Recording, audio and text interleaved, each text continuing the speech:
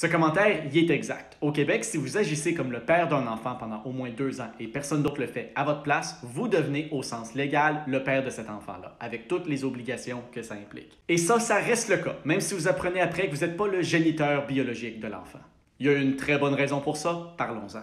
Première chose à comprendre, au Québec, en droit familial, c'est toujours le meilleur intérêt de l'enfant qui prime. Les intérêts des parents, des frères, des sœurs, de la famille ou de n'importe qui d'autre, c'est secondaire. Alors comment ce serait dans l'intérêt d'un enfant de perdre l'appui de quelqu'un qui a agi comme son père, qui l'a aimé, qui s'est occupé de lui et qui a bâti un lien émotionnel avec l'enfant? Généralement, ça ne le serait pas. C'est dans les intérêts des enfants d'avoir un appui stable des adultes dans leur vie. Et même si quelqu'un s'est fait tromper et truquer par une femme, à lui présenter un enfant comme si en était le père pendant des années, ça, c'est pas la faute de l'enfant. Ça change pas les besoins de l'enfant et ça change pas les meilleurs intérêts de l'enfant non plus. Alors, s'il y a une injustice qui est créée par ça, c'est pas à l'enfant de le subir.